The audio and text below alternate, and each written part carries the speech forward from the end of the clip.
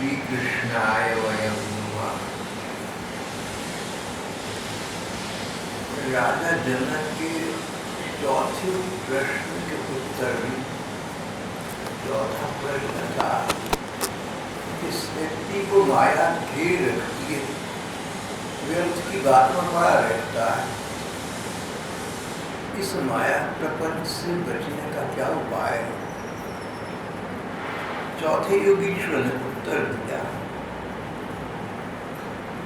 पहली बात तो ये व्यक्ति को समझना चाहिए कैसे उसके कर्मों का फल जो वो चाहता है सो न मिलकर कई बार तो प्रतिकूल फल मिलता है। दूर दृष्टि से देखो तो इस सत्य का तुम पर उद्घाटन होगा। धन के लिए जीवन भर मार मार करी पर अंत में धन काम ना आए। जब तक धन पास रहा तब तक धन की अनेक चिंताएं लगी रही। कमाने का धनार्जन का साधन करना, कमाने का परिश्रम, संचय करने का परिश्रम, कइयों से छिपाने का परिश्रम, इस प्रकार धन को लेकर अनेक चिंताएं वर्तमान में भी लगी रहती है। और दूर दृष्टि से काम लो,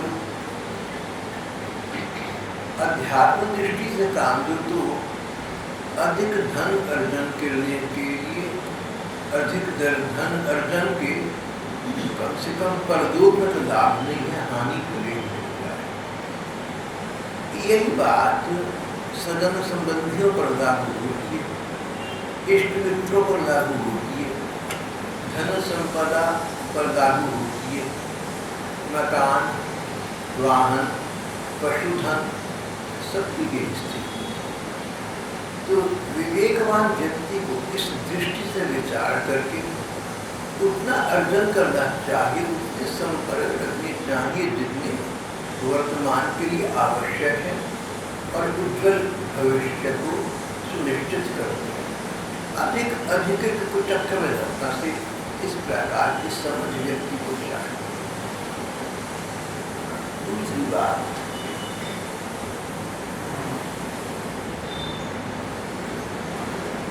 जो व्यक्ति चाहता है कि मैं माया मोह से मुक्त हो जाऊं, भगवान के प्रेम के परम सुख को प्राप्त करूं, ऐसे व्यक्ति को अगर उसे कोई दिशा दर्शक मिल जाए, तो गुरुदेव मिल जाए, तो उनके आश्रय में रहना, उनके बताए मार्ग पर चलना बहुत अच्छा रहेगा, बहुत श्रेयस्कर रहेगा, बहुत अनुकूल रहेगा। और जिसको गुरु न बना लिया, श्रीमद् भागवत में यहाँ पर योगीश्वर कहते हैं कि गुरु धारण करने से पहले देख लेना कि गुरु तुम्हारी अनुकूल तो होंगे, गुरु में कुछ गुण होने चाहिए। गुरुदेव ऐसे हों, पहली बात, जिनको धर्म ग्रंथों का ज्ञान, धर्म ग्रंथों का विशद अध्ययन किया, धर्म के ग्रंथों का विशद अध्ययन किया हो, उनका ज्ञान हो, पहली बात। दूसरी बात, उनको धर्म ग्रंथों के अनुसार चलकर भगवान की प्राप्ति तक का अपना अनुभव हो, साधना के द्वारा, प्रयोग मार्ग के द्वारा, अंधविश्वास से, अंधश्रद्धा से, अपने अनुभव से जिन्होंने ये ज्ञान प्राप्त कर लिया, जिस मार्ग पर वो चले हैं वो मार्ग श्रेयस्कर है, भगवत प्राप्ति में सहायक है और अपने आश्रित जनों के भी उपयोग का, प्रयोग का सुनिश्चित साधन हो। गुरु ज्ञानी हो, दूसरा अनुभवी हो। ज्ञान तो पुस्तकों का हमें पुस्तकें पढ़कर हो सकता है, लेकिन अपने जीवन में उन्हें उतारना और अपने अनुभव से भगवान के अनुभवों को प्राप्त करना, इस प्रकार के गुरुदेव हो जिन्हें ज्ञान का लाभ भी हो अनुभव का, अपने निज अनुभव का लाभ भी हो। तीसरी बात, जो अपने ज्ञान को शिष्य के अनुकूल भाषा के शब्दों में समझा सके। गुरु को ज्ञान तो वहाँ से अनुभव पूरा है, पर गुरु को इन दो बातों के साथ साथ ये भी पता होना चाहिए कि शिष्य कैसा है, उसकी समझ कितनी है। जो बात उसे समझानी है ऐसी बात हो जो उसकी समझ में आती है, और बात समझाने की कला, अभिव्यक्ति शक्ति उनके पास हो। जो बात समझाएं, जो बात बताएं, वो सुनने वाले को, वो शिष्य को हृदयंगम हो जाए, उसके अंतरतम तक स्थापित हो जाए, उसका मन कहे कि ये बात ठीक है, मुझे जाननी चाहिए। ज्ञान हो, अनुभव हो, समझाने की शक्ति हो, शिष्य के अनुकूल मार्ग दर्शा सके, और व्यवहार के प्रपंच में विशेष प्रवृत्त न, व्यवहार दुनियादारी, धनार्जन, पैसा कमाना, मकान, जो भी संसार में हमारे नित्य प्रति के जीवन की वस्तुएं हैं, शरीर की रक्षा, स्वास्थ्य रक्षा, धन का उपार्जन, आजीविका का उपार्जन, इस प्रकार जो भी नित्य प्रति के जीवन की अनिवार्यता की वस्तुएं हैं, ये व्यवहार कहलाते हैं। अध्यात्म का संबंध आत्मा से है, व्यवहार का संबंध शरीर के द्वारा किए गए समाज के प्रति व्यवहार से है। तो यहाँ पर गुरुदेव ऐसे जो व्यवहार में विशेष, व्यवहार के प्रपंच में विशेष दर्शा से थोड़ा बहुत तो करना होगा, शरीर रक्षा के लिए, स्वास्थ्य के लिए, और मौसम आंधी पानी से बचने के लिए जो नितांत अनिवार्य शरीर की अनिवार्यताएं हैं, आवश्यकताएं हैं, उनको तो पूरा करें। सो भी इसलिए कि शरीर होगा, सुंदर स्वस्थ शरीर होगा तो भगवान का चिंतन होगा, आसपास वालों की सेवा होगी। इस दृष्टि से शरीर की रक्षा करें, पर इस प्रपंच में अधिक में न पड़े। बड़ी बड़ी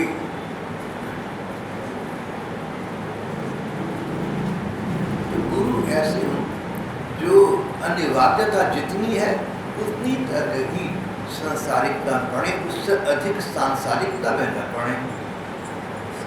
व्यवहार के प्रपंच में विशेष प्रवृत्त न हो। शादी परिनिष्णातम ब्रह्मण्य क्षमाश्रय, शादी परिनिष्णातम तथ्य भागवतान धर्मान शिक्षे गुरुवात्मदैवता। तो गुरु को ज्ञान हो, ज्ञान के अनुसार जीवन में अपना अनुभव हो, उस अनुभव को वो अपने शिष्यों तक पहुंचा सके, शिष्यों तक पहुंचाने की उनमें योग्यता हो। संसार के प्रपंच में व्यवहार में विशेष अपने को न फंसाए रखते हैं। इस प्रकार के गुरुदेव। और एक बात और कही, चित्त शांत हो, देव शांत चित्त होने चाहिए। बात बात पर क्रोध में आग बबूला हो जाए, उत्तेजित हो जाए, बात सुननी और अपनी बात कहनी शुरू कर। अगर इस प्रकार का गुरु शांत न रह सकता हो, धैर्य से काम न ले सकता हो, शिष्य वर्ग की बात न सुन सकता हो, उनकी बात को समझ न सकता हो, आक्रोश और आवेश में आकर बोलने वाला हो, तो ऐसे व्यक्ति को गुरु के पद पर आसन्न मत करना, ये ठीक नहीं है। क्योंकि बात सुनेगा नहीं, अशांत होगा। अशांत सुखता सुखान, जिसका मन शांत नहीं है वो स्वयं सुख कैसे पाएगा, और स्वयं नहीं पाएगा तो दूसरों को भी कैसे देगा। तो गुरु धारणा करने से पूर्व शांत चित्त गुरुदेव को इस बात का ध्यान रखिए ना। ऐसा यहाँ पर महात्माओं ने बताया है। अगर इस प्रकार के गुरुदेव प्राप्त हो जाए तो उन गुरुदेव को अपना प्रियतम, अपना आत्मा, अपना इष्ट देव माने। गुरुदेव को फिर अपना परम प्रियतम माने, जो संसार से ऊंचे उठ गए। ऐसे गुरुदेव को जो संसार के प्रपंच में पड़े, जिनको पैसे प्रतिष्ठा का मोह हो, जो शरीर के प्रति आसक्ति का भाव रखते हो, ऐसे गुरुदेव को अपना प्रियतम कभी मत मानना। जो शरीर को प्रधानता देते हो उस गुरु को गुरु ही मानना चाहिए, प्रियतम तो क्या मानना है। पर जो आत्म भाव में स्थित है, परमात्मा भाव में स्थित है, भगवत चिंतन में लीन रहती है, शरीर का महत्व नहीं है, संसार का महत्व नहीं है, आत्मस्वरूप का महत्व है, भगवत स्वरूप का महत्व है। इस प्रकार के गुरु को अपना परम प्रियतम मानना और अपना इष्ट देव के समान उनका सम्मान करना। ऐसे गुरु की निष्कपट भाव से सेवा करें, निष्कपट भाव से करना, निश्चल भाव से करना, मन में कोई लौकिक कामना न हो। गुरुदेव की सेवा करें, गुरुदेव का अनुकूलन करें, गुरुदेव का सम्मान करें, उनके साथ स्नेह का व्यवहार करें, इसलिए कि ये गुरुदेव जिस भगवान के पथ पर चढ़कर स्वयं भगवान को प्राप्त कर गए, वो पथ हमें बताकर हमें भी भगवान की प्राप्ति करा देंगे। साधना की दृष्टि से, अध्यात्म की दृष्टि से, भगवत प्राप्ति की दृष्टि से गुरुदेव का ग्रहण करना, लौकिक कामना मत रखना। गुरुदेव के शरण जाएंगे तो गुरुदेव के बड़े प्रतिष्ठित गण्यमान्य लोग इनके परिष्कर्मी हैं, इनके आसपास हैं, इनके कहने में उनसे कोई काम निकल आएगा। गुरुदेव के सत्संग में बड़ी बड़ी आती हैं तो बच्चों का काम चल जाएगा, इनसे कोई लौकिक लाभ हो जाएगा, तो वरदान मिल जाएगा। स्वार्थ पूर्ति की कामना सांसारिक स्तर पर अपने गुरुदेव से न रखना, उनके साथ उनकी सेवा करना निष्कपट भाव से, मन में कपट ना हो, मन में लौकिक कामना पूर्ति की इच्छा ना हो। फिर उनके पास रहकर भगवान को प्राप्त करने वाले भगवान को प्राप्त कराने वाले साधनों की शिक्षा ग्रहण करो।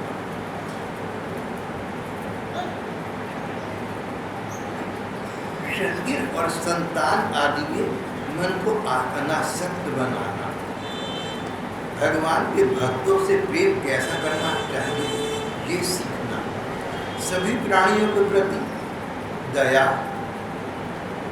दया मैत्री प्रश्रय, दयालु मैत्री मित्रता का भाव, विनय की निष्कपट शिक्षा, विनम्रता बड़ी आवश्यकता है, निरहंकारी रहना, अहंकार न करना, निरभिमानी रहना, अभिमान में न आना, मिथ्याभिमान में न पड़ना, दूसरों का सम्मान करना।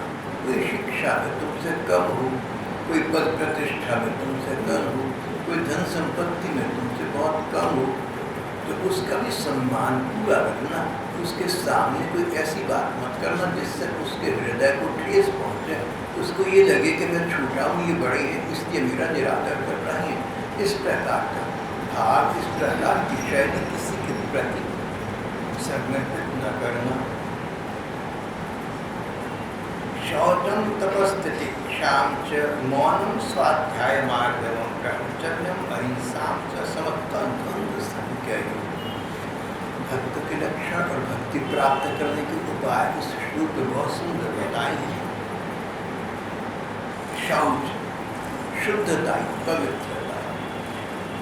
पवित्रता दो प्रकार की है, अपने शरीर को भी शुद्ध रखना स्नान आदि से। स्नान से शरीर में स्फूर्ति आती है, पवित्रता आती है और ताजगी आती है, उदर व्यवस्था स्थापित होती है, बेहतर होता है। स्नान आदि के द्वारा अपने शरीर को पवित्र रखना,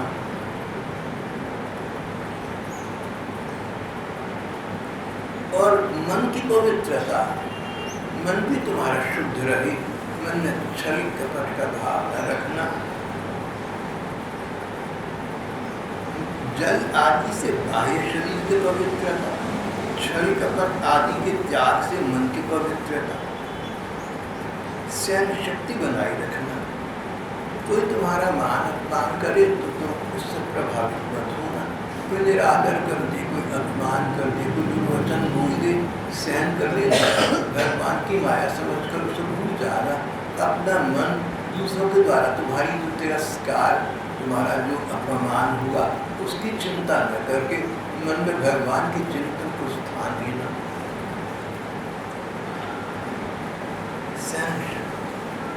मौन का आश्रय करना, मौन मनन करना, कम से कम बोलना। मौन का कई लोग तो ऐसा आश्रय देते हैं कि बिल्कुल ही चुप हो जाते हैं। मैंने ऐसे ऐसे महात्मा सुने हैं और कुछ देखे हैं जो कई कई दिन का मौन रख लेते हैं। सुंदर बात है। अगर मौन के समय मन का मौन होना चाहिए, वो आवश्यक है।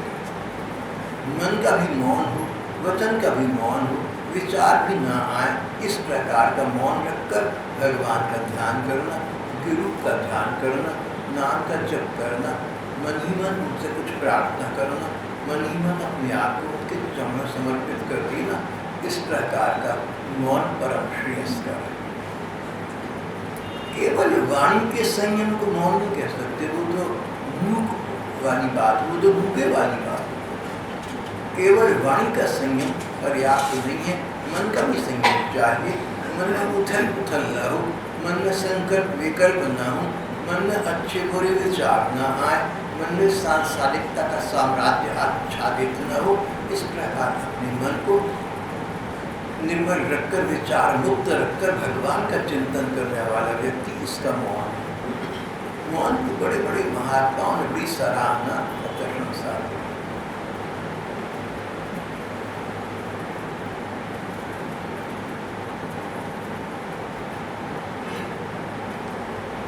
स्वाध्याय, स्व अध्ययन, अपने आप पढ़ना। स्वाध्याय सत्संग में बड़ी महत्ता है। जो तुम्हारा लक्ष्य है, जो तुम्हारा पथ, भगवत प्राप्ति और भगवत प्राप्ति के साधन, इस दृष्टि से जो पुस्तकें और पत्रिकाएं और ग्रंथ तुम्हारे अनुकूल, कोई ऐसे भक्ति ग्रंथ भी हैं जो व्यक्ति को भगवान की ओर पहुँचाने में सहायक हैं, स्वाध्याय के अंतर्गत आती हैं। और बहुत सारे ग्रंथ ऐसे जिनका भगवत प्राप्ति से, भगवत प्रेम से कोई संबंध नहीं है, तो उन ग्रंथों का अध्ययन न करना उचित है। ग्रंथ तो सभी अच्छे हैं, पर अपने लक्ष्य के अनुसार, अपने पथ के अनुसार, अपनी समझ के अनुसार उनका अनुशीलन करना, इसको स्वाध्याय कहते हैं। चाहे तो कोई टेलीविजन से आपको भगवत प्रेम प्राप्त करने की शिक्षा मिलती है तो वो भी स्वाध्याय है, रेडियो से मिलती है वो भी स्वाध्याय है, किसी फिल्मी पत्रिका से भगवान की ओर बढ़ने का मार्ग दिखता हो उसका वो अंश भी स्वाध्याय है। इसमें भेदभाव नहीं है, भेदभाव हमने स्वयं करना है। चाहे तो वेदवाणी हो जो भगवान के अनुकूल न ले जाए, उसकी आवश्यकता हमें नहीं है। वेदों के बहुत से ऐसे भाग हैं, पुराणों के बहुत से ऐसे अंग हैं जिनका संबंध कर्म कांड से है, अनुष्ठान से है, स्वर्ग की प्राप्ति से है। वो हमारे मतलब के नहीं है, और के मतलब के होंगे, उनके लिए भी। जो ग्रंथ तुम्हारे लक्ष्य और पथ के अनुकूल है उनका अध्ययन ही स्वाध्याय है। अतिरिक्त कर अपने धर्म ग्रंथों और लक्ष्य पथ की बात न हो तो हमारे लिए वो भी वर्जित है। और फिल्मी पत्रिकाएं और फिल्में टीवी हो और हमारे पथ के अनुकूल चलाने में कहीं सहायक हो तो वो भी हमारे लिए स्वाध्याय है।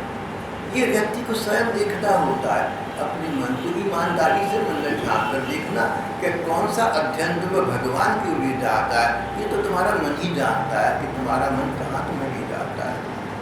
तो जिस अध्ययन से तुम्हारा मन तुम्हें भगवान की ओर उन्मुख करे वो अध्ययन करना उचित है, वो स्वाध्याय है।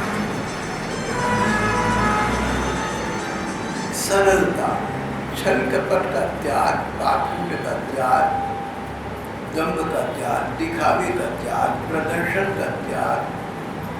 कहाँ कैसी बात कहती है ये विचार करोगे ना, दूसरों के भले का हो तो उचित है, और स्वार्थ के लिए हो तो अनुचित हो गया।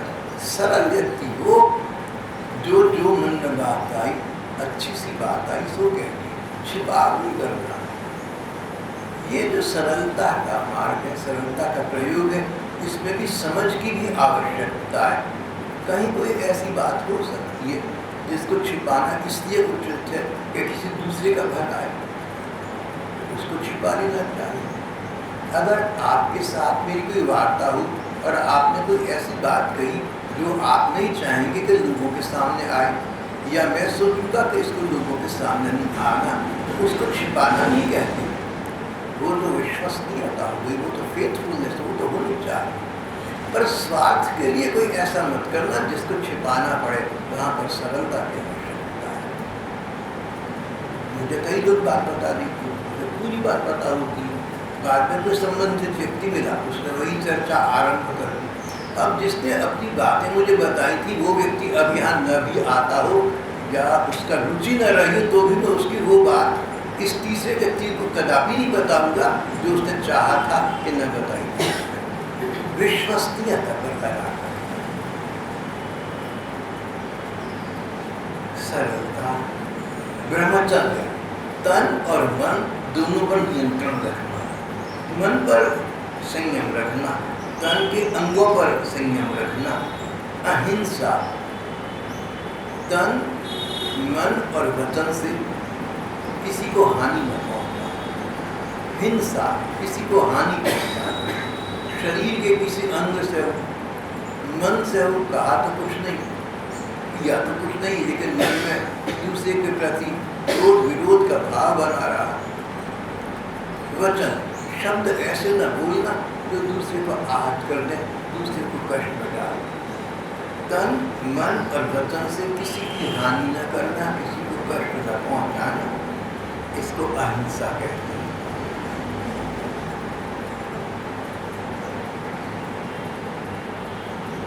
एक बार एक मुस्लिम राज्य के खलीफा कहते थे उस व्यक्ति को जिसके पास अध्यात्म और राज्य दोनों की सत्ता समन्वित प्राप्त हो। पहले संसार में ऐसा था कि राजा भी है और धर्म का राजा भी है, तो उसको दोनों प्रकार से मान्यता प्राप्त होती थी।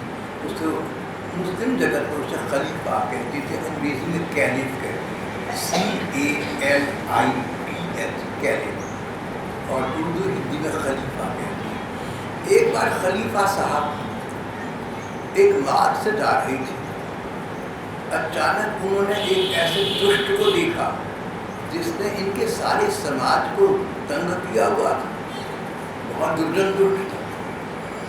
राजा इसकी खोज में था, मिले तो इसकी गर्दन काट ले, और ये दुर्जन अचानक इस मार्ग पर मिल गया। राजा उतर गए बुरी से, तलवार निकाली, गला काटने की। जब उस दुर्जन ने देखा, अरे अचानक खलीफा साहब मिल गए और ये मेरी गर्दन काटने वाली, मेरे पास कोई उपाय नहीं है, तो उसने गद्दा काम करा, खलीफा साहब के ऊपर थूक दिया। खलीफा को क्रोध आया, तलवार निकाला, अभी खत्म करता हूँ, फिर तलवार को नीचे डाल दिया, बोले क्रिया चला। उस दुर्जन ने कहा, खलीफा क्या बात हो गई, चला था, क्यों कहता है, तेरी क्या चाल है? बोले ऐसा है, तुझे मारने की तलवार इसलिए उठाई थी कि तू मेरे देश की जनता का नुकसान करता और तू सजा को तैयार नहीं, इसलिए तलवार उठाई थी, तेरा गला काटने को तू जिंदा रहेगा, समाज की हानि करता रहेगा, अपना अकल्याण करता रहेगा, अपने लिए अपने नरक का मार्ग बनाता रहेगा। समाज के भले में, तेरे भले में मैंने तलवार उठा ली थी, पर जब तुमने मेरे मुंह पर थूका तो मुझे क्रोध आ गया कि मेरा अपमान करता है। पर तभी मेरे विवेक ने काम करा कि नहीं, अगर व्यक्तिगत कोई मेरा अपमान करता है उसको मैं दंड नहीं देना, उसको क्षमा करना। निजी जीवन में कोई तुम्हारा अपमान करे, क्षमा कर देना। सामाजिक जीवन में समाज को क्षति पहुंचाए तो उचित दंड लेना, जो समाज को उस व्यक्ति के हित में। खलीफा साहब ने तलवार वापस कर दी, शायद वो आदमी सुधर गया। यहाँ पर कथा ये नहीं कि उस व्यक्ति का क्या बना, दो बातें अलग अलग है। स्वार्थ के लिए किया गया काम और समाज के हित में या दूसरे व्यक्ति के हित में किया गया काम अलग अलग। मुझे खलीफा साहब की बात जब मैंने पढ़ी बहुत अच्छी लगी। अहिंसा, जहाँ तक हो सके सुख दुख आदि में समान रहना आसान नहीं है। सुख में और दुख में समान रहना, सुख में समान तो कोई कोई लोग रह भी लेते हैं, लेकिन दुख में समान रहना बड़ा कठिन। मन को कष्ट हो, किसी का अभाव खटकता हो, आर्थिक हानि हो, अनेक प्रकार के कष्ट के ऐसे कारण हो सकते हैं जहाँ पर अपने को स्थिर रखना बड़ा कठिन है। महात्मा कहते हैं तुम प्रयत्न करना, तुम प्रयास करना, भगवान का भरोसा न छोड़ना। तुम्हारे प्रयत्न प्रयास को भगवान सार्थक कभी न कभी कर देंगे। प्रयत्न ये करना कि सुख और दुख में अपने को समान रख सको, समभाव से रख सको, धैर्य रखो, जिससे कष्ट में इतना कष्ट न पाओ कि आगे के लिए तुम्हारा कल्याण का पथ ही रुक जाए। अपने मन को इतना कष्ट न दो कि दूसरे तो उतना कष्ट नहीं दे सके, शत्रु तुम्हें उतना कष्ट नहीं दे सके जितना कष्ट तुम्हारा मन तुम्हें दे रहा है। तो प्रयत्न ये करो कि कष्ट आने पर उसको सहन कर लो, भगवान से प्रार्थना कर लो, धैर्य बनाए रखो और अपने मन को संतुलित करने का प्रयत्न करो। हर विषय से अपने को मुक्त रखना सीखो।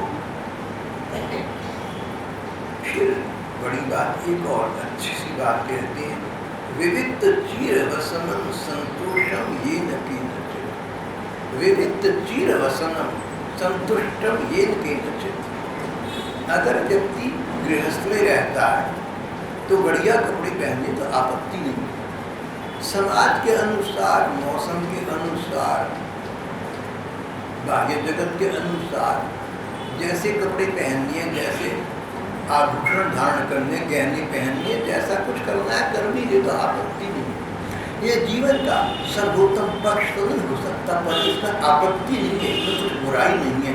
लेकिन अगर विविक्त चीर वसनम संतोषम ये केनचित्, देखिए अगर विविक्त से भी हो गया, एकांतिक भक्त है, न तो गृहस्थ में, न संसार में, न परिवार में, एकांतिक साधन करके एकमात्र कांत श्री कृष्ण का बन जाना चाहता है, जिसने एकांत का आश्रय ले लिया, जिसने विशुद्ध भजन मार्ग का आश्रय ले लिया, जिसने गृहस्थ परिवार और समाज सरकार को अपना अंग न मानकर श्री भगवान ही को सर्वस्व माना है, इस प्रकार के विरक्त व्यक्ति के लिए चाहिए कि वो ऐसे कपड़े पहने तन ढपा रहे, मौसम से, समाज की मर्यादा से रक्षा होती रहे, बस इतना, जितना आवश्यक है उतना वस्त्र धारण करें। और फिर ऐसे व्यक्ति के लिए कोई हीरे मोती धारण करना, गहने कपड़े बढ़िया बढ़िया पहनना, या मालाएं और अंगूठियाँ पहनना कि लोगों को पता लगे कि मेरे पास 4 पैसे।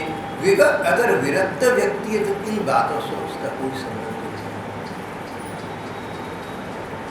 सादगी चाहिए एकांतिक व्यक्ति को, भजनानंदी व्यक्ति को, त्यागी व्यक्ति को बस उतना स्वीकारना चाहिए जितना शरीर रक्षा के लिए अनिवार्य है, जिसके बिना गुजारा न सकता हो।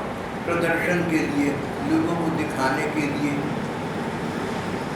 फैशन के लिए किसी प्रकार के साधन का प्रयोग न करना। विविक्त चीर वसनम, विविक्त व्यक्ति तो ऐसा होना चाहिए, एकांतिक साधन तो ऐसा चाहिए कि जैसा तैसा कपड़ा पहन दे तन ढांपने के लिए, समाज की मर्यादा के लिए, तो बस उतना उचित है। तो कभी पिछले वर्ष कोई बात चली थी, यहाँ पर किसी ने बताया कि कई साधु निर्वसन रहते हैं, कोई कपड़ा शरीर पर बिल्कुल भी नहीं डालते और बाजारों में घूमते फिरते हैं।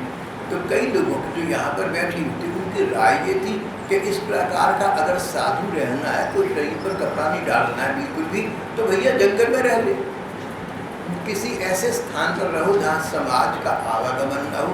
मुझे ये बात ठीक लगी, समाज की मर्यादा का भी ध्यान रखना चाहिए। तो समाज की मर्यादा का ध्यान रखना या मौसम आदि से अपने शरीर की रक्षा करने के लिए जितना आवश्यक कपड़ा है उतना पहन ले, चाहे फटे चिथड़े से काम चला ले, छोटे मोटे सादे कपड़े से काम चला ले।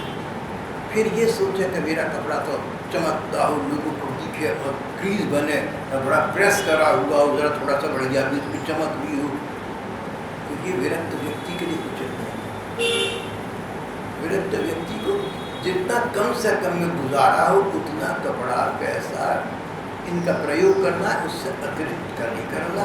विविध चीर वस्त्रम संतोषम ये न केनचित्, जो मिल गया उसमें संतुष्ट कर ले, उसमें सत्संग रहे।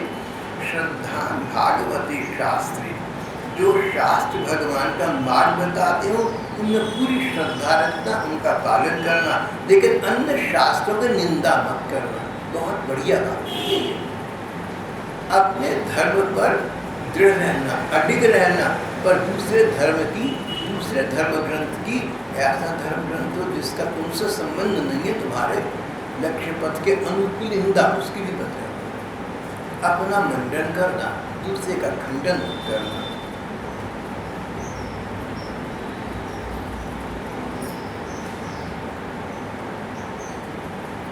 श्रवणम कीर्तनम ध्यानम हरिरद्भुत कर्मणा।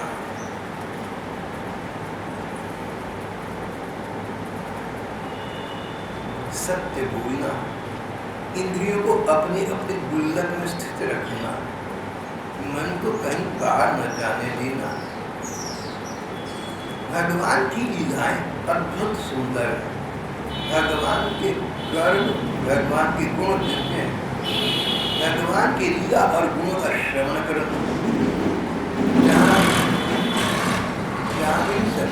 जहाँ भगवान की लीला कथा होती हो उसको सुनना, उसको दोहराना। कोई मिल जाए अनुकूल व्यक्ति तो वो लीला तक और उसको सुनाना, उसको भी भगवान की लीला कथा का श्रवण लाभ होगा और तुम्हें वो पक्की याद भी हो जाएगी। अकेले में बैठोगे तो उसका विचार आएगा।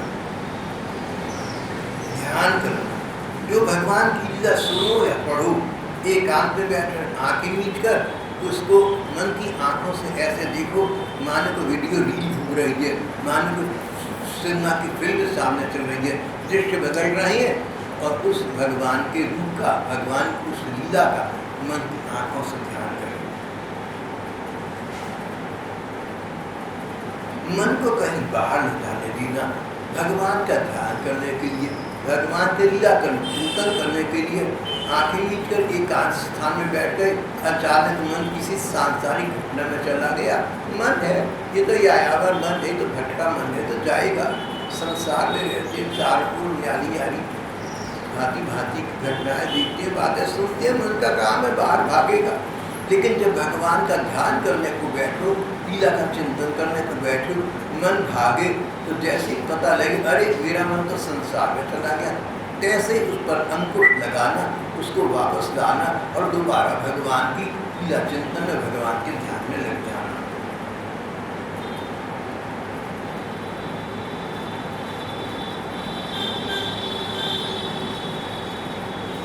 प्रयत्न ये करता कि शरीर से जितनी चेष्टाएं हों भगवान की हों।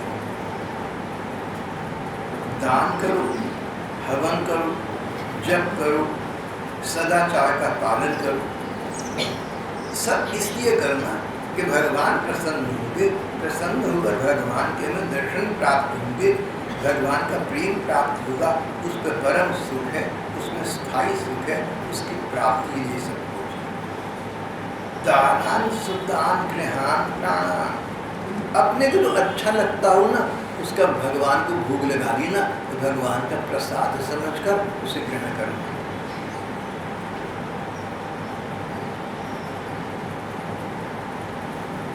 पत्नी पति अच्छे लगते, सोचो ये भगवान के प्रति समर्पित हैं। संतान, घर, मकान, जो कुछ अपने को प्रिय लगता हो सबका सब भगवान के चरणों में निवेदित कर देना, भगवान को सौंप देना। भगवान ये तुम्हारी वस्तु है। जैसे मकान बेच दिया तो नए मालिक का हो गया, अब तुम्हारा कोई संबंध नहीं रहा। पशु बेच दिया, गाड़ी बेच दी, अब तुम्हारा संबंध कुछ नहीं रहा, नया मालिक जाने। इस प्रकार अपना सब कुछ, सब संबंधी, अपना सब उपकरण, अपनी वस्तुएं भगवान को सौंप दी, भगवान को अर्पण कर। अब उनका प्रयोग भगवान की दी गई वस्तु समझकर करना, भगवान का प्रसाद समझकर करना, सब भगवान के चरणों में निवेदन कर देना, भगवान को सौंप देना।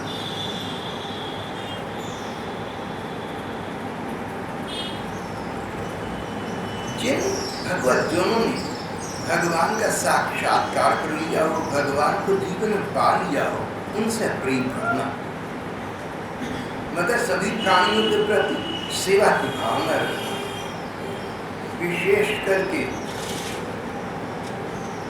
मनुष्यों में जो परोपकारी सज्जन, उनकी सेवा करना, सभी मनुष्यों की सेवा करना, उसमें भी परोपकारी मनुष्यों की सेवा करना, उनमें भी भगवत प्रेमी संत जनों की सेवा करना।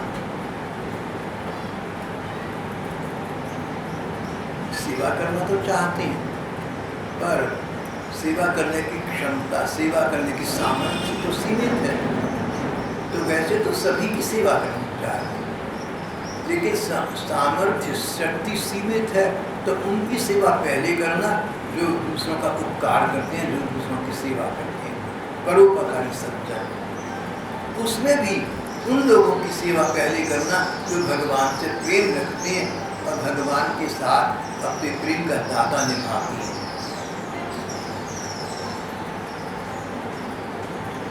भगवान के विषय में एक दूसरे से बातचीत करना, परंपरानुकथनम पावनम भगवत यश, इस प्रकार का संग रखना, इस प्रकार का सत्संग रखना, इस प्रकार का अपना परिकर बनाना, इस प्रकार का अपनी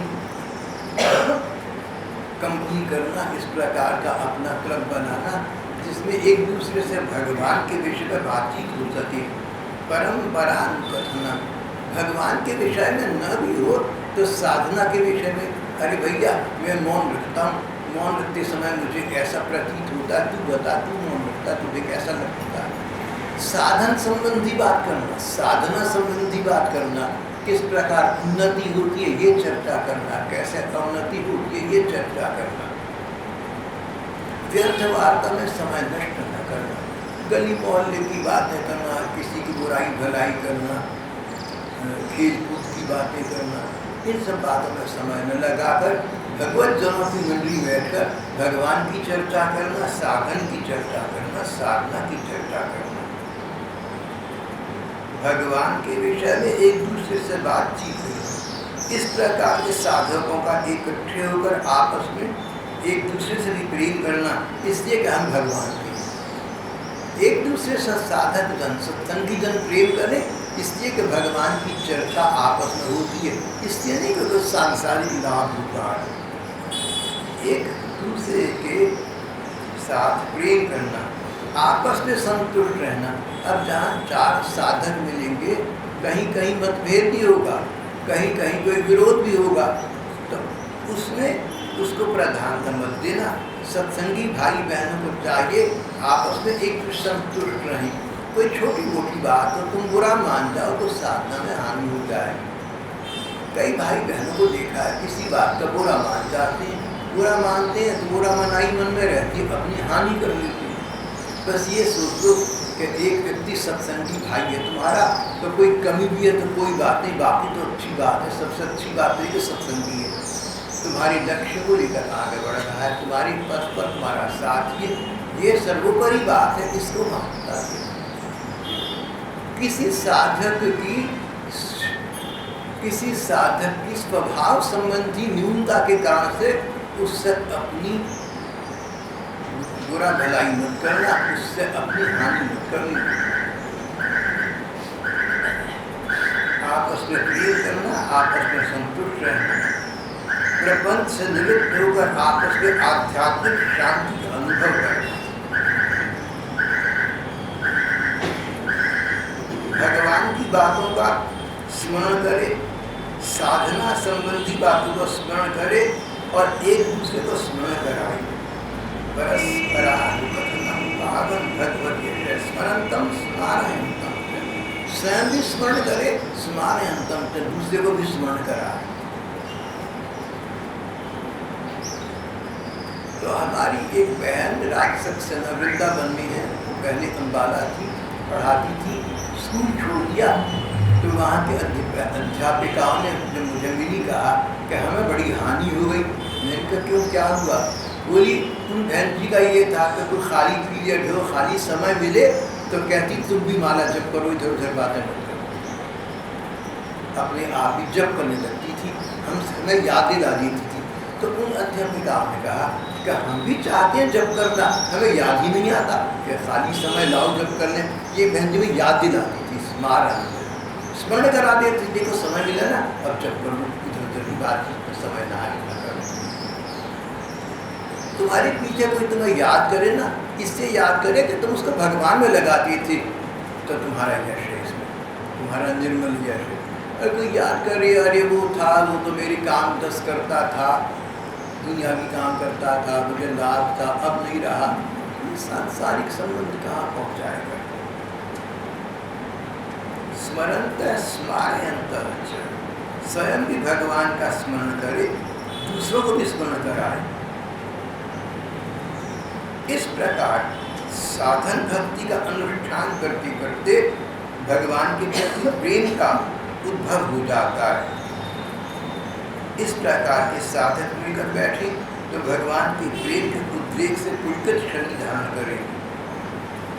जो व्यक्ति इस प्रकार सब प्रकार से अपने आप को भगवान में लगा चुका, उसकी साधना का परिपाक हो जाता है, परिकाष्ठा हो जाती है। पराकाष्ठा होने पर एक ऐसी स्थिति अंत में आ जाती है जब उसके हृदय की बड़ी विलक्षण स्थिति हो जाती है। कभी कभी मन में चिंता जागती, अरे इतनी साधना की, इतना प्रयत्न किया, जब भी करता हूँ पर अब तक भगवान नहीं मिले, क्या करूँ, कहाँ जाऊँ, किससे पूछूँ, कौन मुझे भगवान की प्राप्ति कराएगा।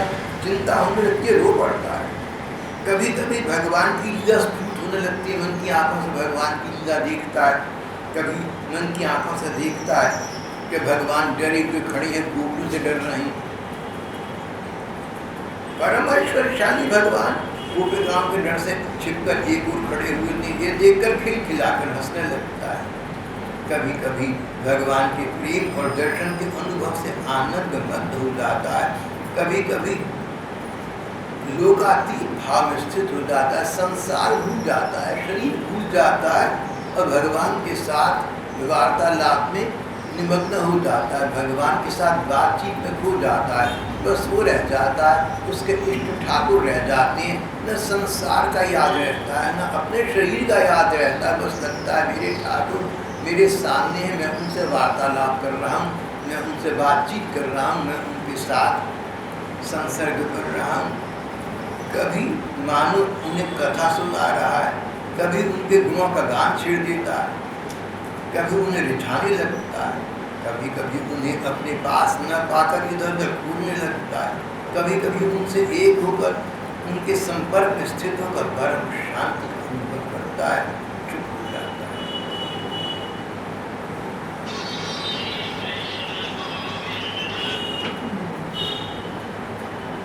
जो इस प्रकार शिक्षा ग्रहण कर लेता है, उसे इन साधनों के द्वारा भगवान के प्रेम की प्राप्ति हो जाती है।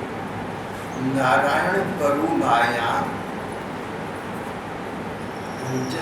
दुस्तरा, इस प्रकार का व्यक्ति संसार के प्रपंच से, यहाँ की माया से मुक्त हो जाता है। जिससे निकलना, जिसके शिकंजे से निकलना अन्यथा बड़ा कर इस प्रकार साधना करने वाला व्यक्ति सतरती, सतरती वो तो तर जाता है, संसार सागर से तर जाता है। सर्लोकांश तारती अपने साथ पांचार को उतार देता है। इस प्रकार भगवान की प्रेम भक्ति का तुम साधन करो तो तुम स्वयं तो तर ही जाओगे, आसपास वालों को उतार दोगे। सतरती, सतरती माया सर्लोकांश तारती। यहाँ हमारा आज का प्रसंग समाप्त हो गया।